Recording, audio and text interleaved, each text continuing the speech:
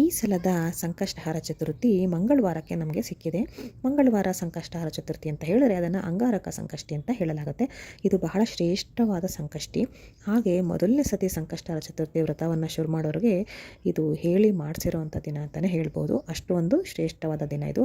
ಹಾಗೆ ಈ ಸಲದ ಮೊದಲನೇ ವರ್ಷದಲ್ಲೇ ಈ ಒಂದು ಅಂಗಾರಕ ಸಂಕಷ್ಟಿ ನಮಗೆ ಸಿಕ್ಕಿರೋದ್ರಿಂದ ಬಹಳನೇ ಒಂದು ಪುಣ್ಯ ಅಂತ ಹೇಳ್ಬೋದು. ಯಾಕಂದರೆ ಒಂದು ವರ್ಷಗಳಲ್ಲಿ ಮಧ್ಯದಲ್ಲಿ ಎಲ್ಲೋ ನಮಗೆ ಒಂದು ಕಡೆ ಅಂಗಾರಕ ಸಂಕಷ್ಟಿ ಸಿಕ್ಕತ್ತೆ. ಆದರೆ ಈ ವರ್ಷದ ಶುರುವಿನಲ್ಲೇ ನಮಗೆ ಅಂಗಾರಕ ಸಂಕಷ್ಟಿ ಸಿಗ್ತಾ ಇರೋದು ಅಂದರೆ ಮಂಗಳವಾರದ ದಿನ ನಮಗೆ ಸಂಕಷ್ಟಹಾರ ಚತುರ್ಥಿ ಸಿಗ್ತಾ ಇರೋದು ನಮ್ಮ ಪುಣ್ಯ ಅಂತಲೇ ನಾವು ಅಂದ್ಕೋಬೇಕಾಗತ್ತೆ. ಹಾಗಾಗಿ ಯಾರು ತಪ್ಪಿಸ್ದೇ ಈ ಒಂದು ಆಚರಣೆನ ಮಾಡಿ.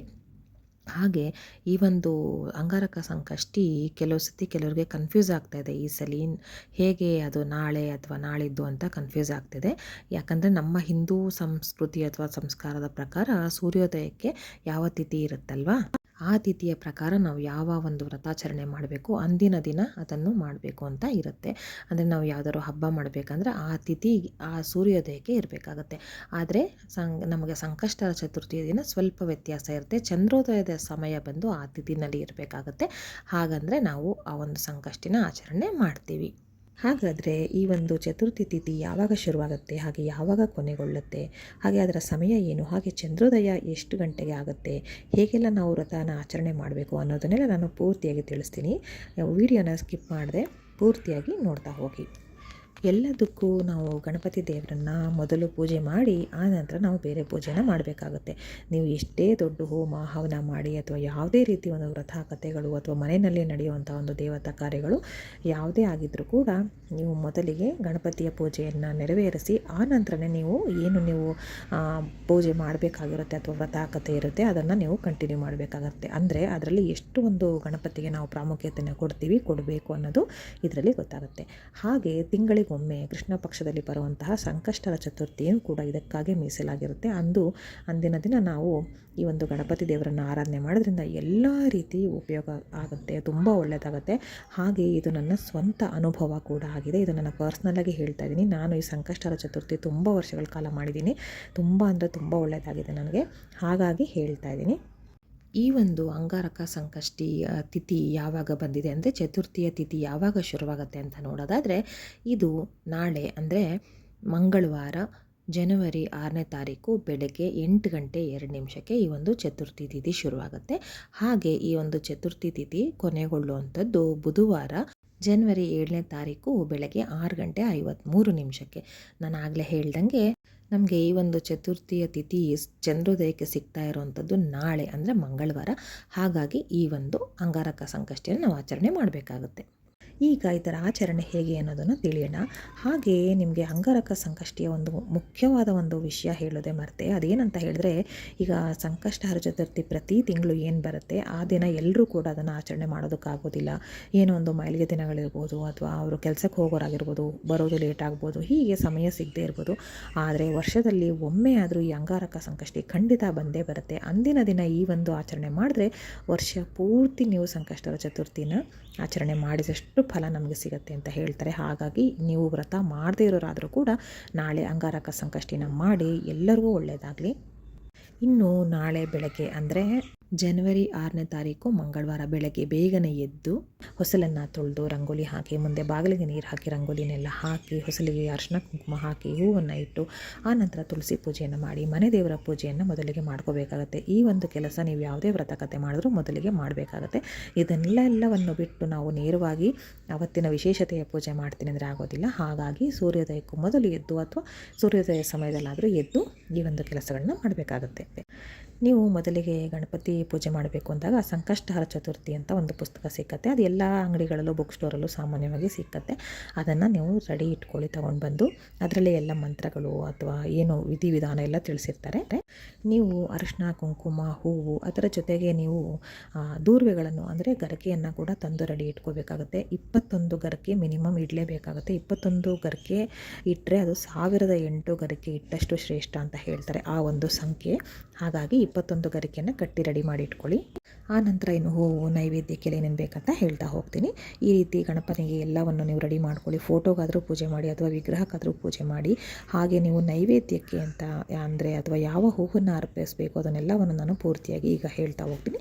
ನೀವು ನೋಟ್ ಡೌನ್ ಮಾಡಿಕೊಂಡು ಅದನ್ನು ನೀವು ತಯಾರು ಮಾಡಿ ಇಟ್ಕೋಬೇಕಾಗುತ್ತೆ. ಗಣಪನಿಗೆ ಅರ್ಪಿಸೋದಕ್ಕೆ ಅಂತ ಯಾವುದಾದ್ರೂ ಕೆಂಪು ಹೂಗಳನ್ನ ತರಿಸಿಟ್ಕೊಳ್ಳಿ ಅಥವಾ ನಿಮ್ಮ ಕೈ ತೋಟದಲ್ಲಿದ್ದರೆ ಕಿತ್ತಿಟ್ಕೊಳ್ಳಿ. ಗಣಪನಿಗೆ ಕೆಂಪು ಹೂ ಬಹಳನೇ ಶ್ರೇಷ್ಠ. ಅದು ಕೆಂಪು ಸೇವಂತಿ ಆಗಿರ್ಬೋದು, ಕೆಂಪು ತುಂಬೆ ಆಗಿರ್ಬೋದು ಅಥವಾ ಕೆಂಪು ದಾಸವಾಳ ಆಗಿರ್ಬೋದು. ಯಾವುದೇ ರೀತಿ ಕೆಂಪು ಬಣ್ಣದ ಹೂವನ್ನು ನೀವು ಗಣಪತಿಗೆ ಏರಿಸೋದ್ರಿಂದ ನಮ್ಮ ಇಷ್ಟಾರ್ಥ ಈಡೇರುತ್ತೆ ಅಂತ ಹೇಳ್ತಾರೆ. ಹಾಗಾಗಿ ಕೆಂಪು ಬಣ್ಣದ ಹೂವನ್ನು ನೀವು ಗಣಪತಿಗೆ ಏರಿಸೋದಕ್ಕೆ ಇಟ್ಕೊಳ್ಳಿ. ಹಾಗೆ ನಾನು ಆಗಲೇ ಹೇಳ್ದಂಗೆ ಗರಿಕೆ ಅಥವಾ ದೂರ್ವೆನ ಕೂಡ ರೆಡಿ ಮಾಡಿ ಇಟ್ಕೊಳ್ಳಿ. 21 ಗರಿಕೆಗಳ ಸಂಖ್ಯೆನಲ್ಲಿ ಲೆಕ್ಕ ಹಾಕಿ ಗಂಟು ಮಾಡಿ ಇಟ್ಕೊಳ್ಳಿ.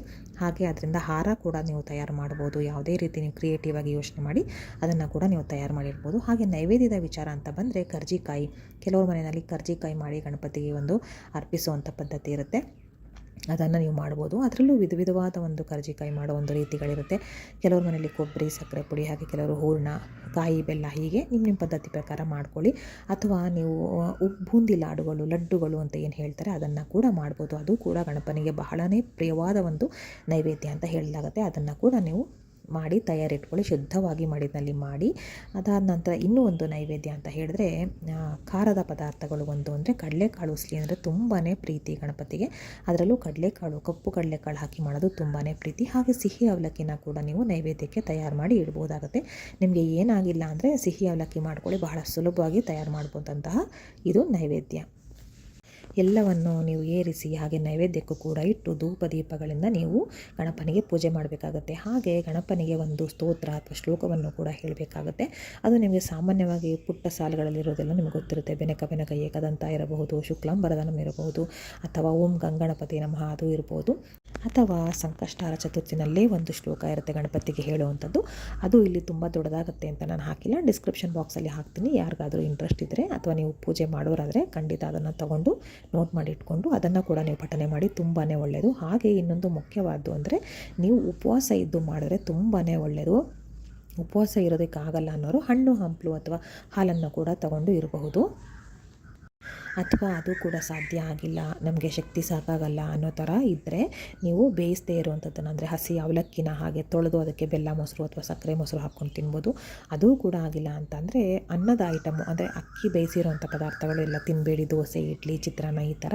ಅದು ಬಿಟ್ಟು ನೀವು ಸಾಮಾನ್ಯವಾಗಿ ಮಾಡುವಂಥದ್ದು ಅಂದರೆ ಗೋಧಿ ರವೆನ ಉಪಯೋಗಿಸಿ ಉಪ್ಪಿಟ್ಟು ಅಥವಾ ಗೋಧಿ ದೋಸೆ ಅಥವಾ ಗೋಧಿ ಹಿಟ್ಟಿಂದ ಮಾಡಿರುವಂಥ ಚಪಾತಿ ಇವುಗಳನ್ನೆಲ್ಲ ಧಾರಾಳವಾಗಿ ಸೇವಿಸ್ಬೋದು ನಾಳೆಯ ದಿನ. ಹಾಗೆ ನೀವು ಉಪವಾಸದ ವಿಷಯ ಅಂತ ಹೇಳಿದೆ. ಇನ್ನು ಕೆಲವರಿಗೆ ಆರೋಗ್ಯದ ಸಮಸ್ಯೆ ಇದ್ದವರು ಖಂಡಿತ ಇದನ್ನು ಮಾಡೋದಕ್ಕೆ ಹೋಗಬೇಡಿ. ಆದರೆ ಈಗ ನೀವು ಚಪಾತಿ ಅಥವಾ ಗೋಧಿ ದೋಸೆನೆಲ್ಲ ತಿಂದ್ಕೊಂಡು ಸಹಿತ ನೀವು ನಿಮ್ಮ ಎನರ್ಜಿ ಇರುತ್ತೆ, ನೀವು ಪೂಜೆನ ಮಾಡಬಹುದು. ಓವರಾಗಿ ಜಾಸ್ತಿ ಹೆಚ್ಚಾಗಿ ತಿನ್ನಬೇಡಿ. ನಿಮಗೆ ಎಷ್ಟು ಒಂದು ಹಸಿವು ಕಂಟ್ರೋಲ್ ಮಾಡ್ಕೊಳ್ಳೋಕ್ಕಾಗಲ್ಲ, ಎಷ್ಟು ಬೇಕೋ ಅಷ್ಟು ಮಾತ್ರನ ತಿಂದು ಈ ಒಂದು ಸಂಕಷ್ಟಹರ ಚತುರ್ಥಿಯ ಪೂಜೆಯನ್ನು ಮಾಡಿ. ತುಂಬ ಒಳ್ಳೆಯದಾಗುತ್ತೆ.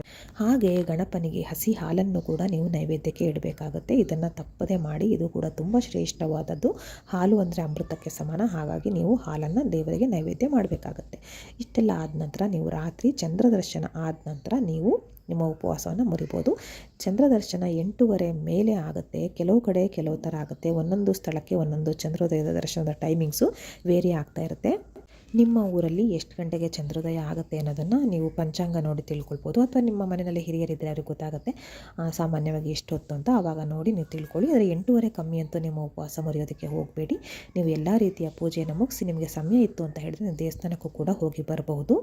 ಆ ನಂತರ ನೀವು ತೀರ್ಥ ಪ್ರಸಾದವನ್ನು ತಗೊಳ್ಳೋ ಮೂಲಕ ನೀವು ಉಪವಾಸವನ್ನು ಮುರಿಬಹುದು. ಆಮೇಲೆ ನೀವು ಚಪಾತಿ, ಉಪ್ಪಿಟ್ಟು, ಅವಲಕ್ಕಿ ಏನು ಬೇಕಾದರೂ ತಿಂದು ಮಲಗೋದಕ್ಕೆ ಏನೂ ತೊಂದರೆ ಇಲ್ಲ. ಹೀಗೆ ನೀವು ಅಂಗಾರಕ ಸಂಕಷ್ಟಿಯ ವ್ರತಾಚರಣೆ ಮಾಡೋದ್ರಿಂದ ವರ್ಷ ಪೂರ್ತಿ ನೀವು ಗಣಪತಿಯ ಪೂಜೆಯನ್ನು ಮಾಡ್ದಂಗೆ ಅಥವಾ ಸಂಕಷ್ಟಹರ ಚತುರ್ಥಿನ ಆಚರಣೆ ಮಾಡಿದಷ್ಟು ಫಲ ನಿಮಗೆ ಸಿಗುತ್ತೆ.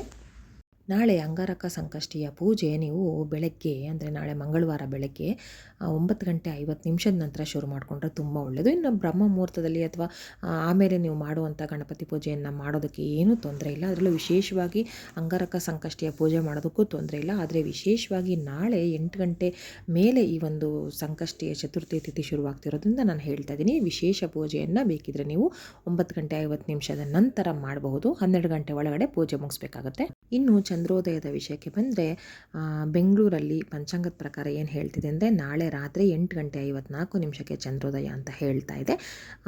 ನಿಮ್ಮ ನಿಮ್ಮ ಪ್ರದೇಶಗಳಲ್ಲಿ ಯಾವಾಗ ಅಂತ ನೀವು ಗೂಗಲ್ ಅಥವಾ ಎಲ್ಲಾದರೂ ನೋಡಿ ತಿಳ್ಕೊಳ್ಳಿ.